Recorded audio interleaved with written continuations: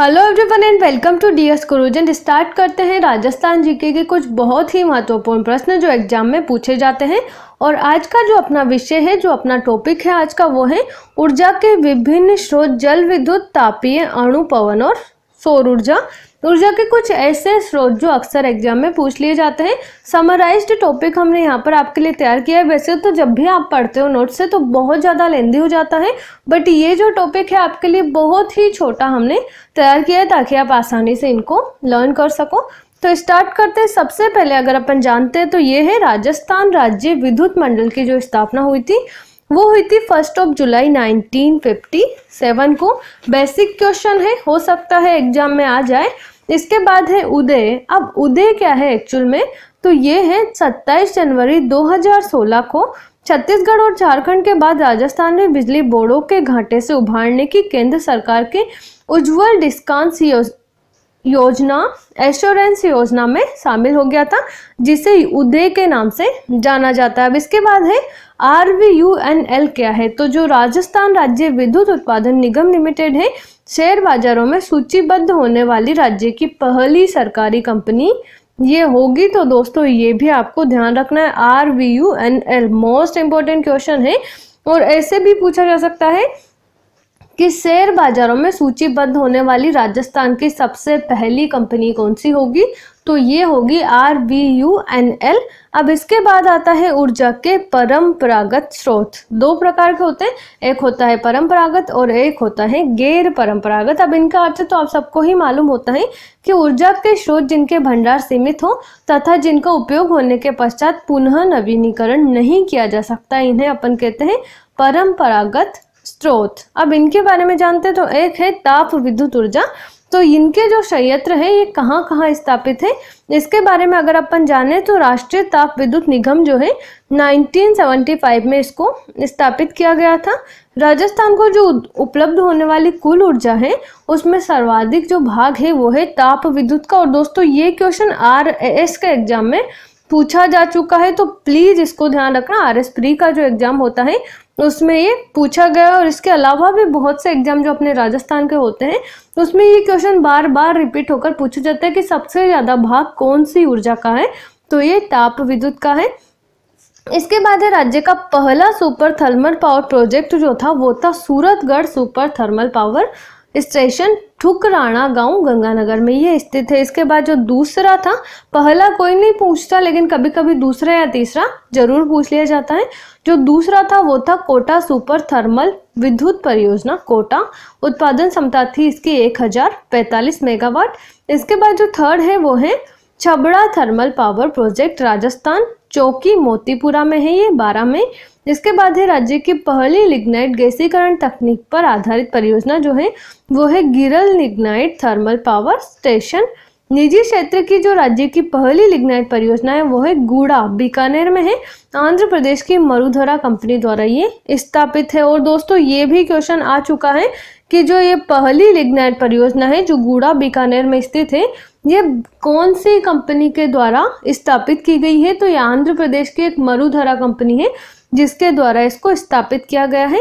अंता gas विद्युत परियोजना जो 12 में स्थित है वह राजस्थान में स्थापित प्रथम गैस विद्युत परियोजना है। इसके बाद आती है अपनी आणविक ऊर्जा। ये भी परंपरागत ऊर्जा का ही स्रोत है। परमाणुओं के विखंडन से प्राप्त ऊर्जा को हम परमाणु ऊर्जा कहते हैं। इसके लिए यूरेनियम व थोरियम जैसे परमाणु खनिजों का प्रयोग होता है। अब देखिए राजस्थान परमाणु शक्ति गृह RAPP रावतभाटा में स्थित है।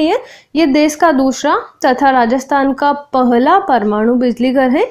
दाबित भारी पानी किस्म के रिएक्टर की श्रृंखला में यह देश का प्रथम बिजली घर है। इसकी स्थापना कनाडा के सहयोग से रावतभाटा चित्तौड़गढ़ में 1965 में की गई। सबसे इम्पोर्टेंट जो है वो ये है कि इसकी स्थापना एक तो कब की गई, किसके सहयोग से की गई, तो इसकी जो स्थापना हुई थी वो हुई थी कनाडा के सहयोग से रावतभाटा चित्तौड़गढ़ में। रावतभाटा परमाणु बिजली घर साइट एशिया की सबसे बड़ी साइट व देश का न्यूक्लियर पार्क बन गया है। तो दोस्तों ये जो है एशिया की सबसे बड़ी साइट है, देश का न्यूक्लियर पार्क है, इसके बारे में तो आपको जानकारी होगी ही। रावतभाटा स्थित केंद्र सरकार के उपक्रम भारी पानी संयंत्र से अमेरिका को भारी पानी निर्यात किया गया है। अब इसके बाद आता है गैर परंपरागत ऊर्जा के स्रोत। तो वो ऊर्जा के भंडार जो एक असीमित हो और जिनके उपयोग के पश्चात प्राकृतिक रूप से पुनः नवीनीकरण जिनको किया जा सकता है। इनमें जो शामिल है, एक तो है इसमें पवन ऊर्जा, बायोगैस, बायोमास, इसके अलावा बायोफ्यूल, सौर ऊर्जा, भूतापीय ऊर्जा और ज्वारीय तरंग ऊर्जा, ये सब इसमें सम्मिलित है। तो राज्य में जो अक्षय ऊर्जा स्रोतों के विकास हेतु जो जो नीतियां चलाई गई, तो वो नीतियां हैं, एक तो कैप्टिव पावर प्लांट नीति 1990 में चलाई गई, पवन प्रोत्साहन नीति, और ये क्वेश्चन भी पूछा जा चुका है कि कब ये स्टार्ट हुई थी, कब चलाई गई थी। तो 2003 टू 2003 तक ये परियोजना चलाई गई। नए बायोमास नीति 26 फरवरी 2010 को, सौर ऊर्जा नीति 19 अप्रैल 2011 को और पवन ऊर्जा नीति 28 जुलाई 2012 को।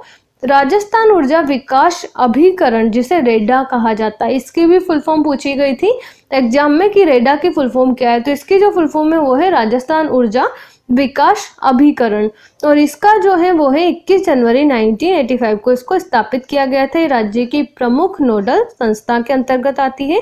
9 अगस्त 2002 को रेडा और RSPCL को मिलाकर राजस्थान अक्षय ऊर्जा निगम की स्थापना की गई है।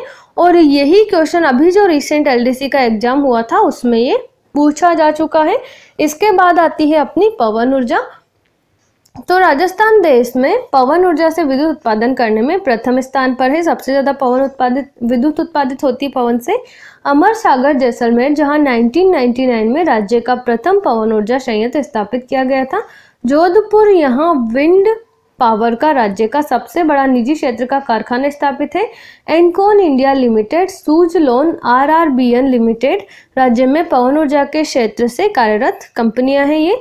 इसके बाद आता है सौर ऊर्जा। सौर ऊर्जा जो है उत्पादन को लेकर राष्ट्रीय सोलर मिशन के तहत 420 मेगावाट के प्लांट के लिए NTPC की निविदा प्रक्रिया में बिजली के दाम 4.34 रुपये प्रति यूनिट तक आ गए हैं, जो देश में सबसे कम। राजस्थान में 1265 मेगावाट क्षमता के सौर ऊर्जा प्लांट के साथ पहले से देश में नंबर 1 है। सीज क्या है, तो ये है सोलर एनर्जी एंटरप्राइजेज जोन, ये सीज है। ये जो है जैसलमेर, बाड़मेर, जोधपुर जिलों को यह दर्जा प्रदान किया गया है, तो आपको ये भी ध्यान रखना है।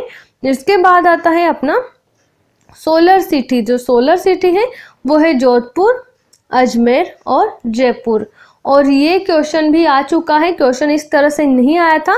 4 सिटीज के नाम दिए गए थे, जिसमें एक जयपुर था, एक जोधपुर था, एक अजमेर था और एक दिया था अन्य सिटी का नाम, और पूछा गया था इनमें से कौन सी सोलर सिटी नहीं है। तो जयपुर, जोधपुर, अजमेर तो है, बाकी जो बाड़मेर वगैरह कुछ दिया था उन्होंने वो नहीं थी, तो वहां पर ये वो क्वेश्चन।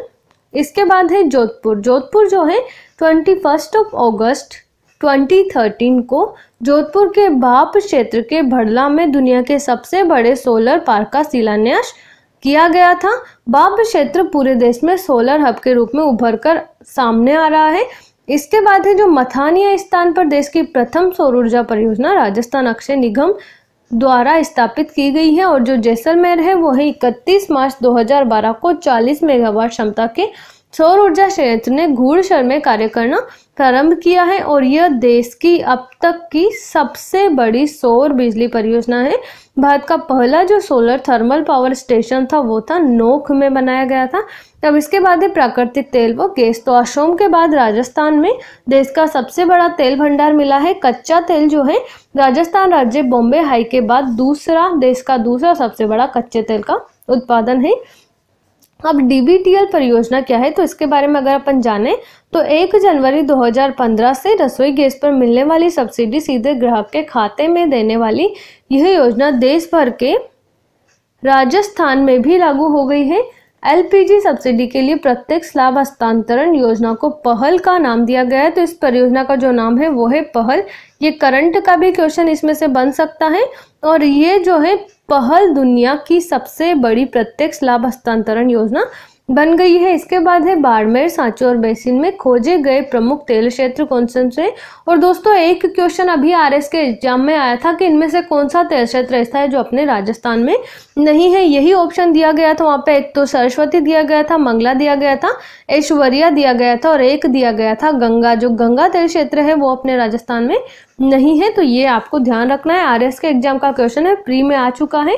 तो ये जो तेल क्षेत्र है गैस वो तेल क्षेत्र है फतेहगढ़, नगाना, लीलावती, लीलाला सरस्वती तेल क्षेत्र मंगला, कौशलू, रागेश्वरी, कामेश्वरी तेल क्षेत्र ऐश्वर्या तेल क्षेत्र विजया व भाग्यम तेल क्षेत्र जो है बोथिया। इसके बाद है डांडेवाला, मोहनगढ़, जैसलमेर, यहाँ प्राकृतिक तेल के भंडार मिले हैं। सागर, जैसलमेर जो है यहाँ फोकस एनर्जी को मिला गैस भंडार, देश का एक अब तक का सबसे बड़ा गैस भंडार है। हजीरा जो है वो बीजापुर, जगदीशपुर, HBJ पाइपलाइन, इस पाइपलाइन से 12 जिले में स्थित अंताके गैस विद्युत गृह, कोटा जिले के गड़ेपान स्थित चंबल फर्टिलाइजर्स एंड केमिकल्स खाद संयंत्र को एवं कोटा स्थित सिमको ग्लास फैक्ट्री को गैस आपूर्ति की जाती है।